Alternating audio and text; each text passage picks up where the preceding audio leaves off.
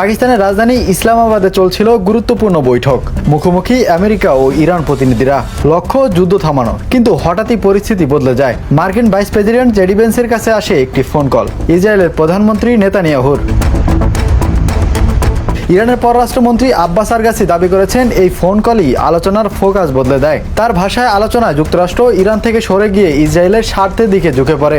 আরও অভিযোগ, যুক্তরাষ্ট্র নাকি আলোচনার টেবিলে সেই লক্ষ্য পূরণের চেষ্টা করেছে যা তারা যুদ্ধও পারেনি।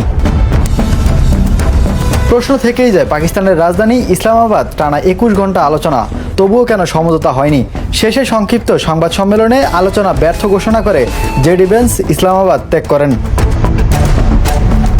এরপরে সামাজিক যোগাযোগ মাধ্যমে বিস্ফোরক এক অভিযোগ তোলেন আব্বাস আরগাচি। তবে নেতানিয়াহুর সেই ফোন কলের বিষয়টি এখনও নিশ্চিত করেনি আমেরিকা। এদিকে ব্যর্থ এই আলোচনায় নতুন করে চাপ তৈরি করেছে চলমান যুদ্ধবিরতির উপর।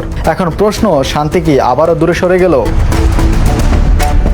Imran Hossain, the news.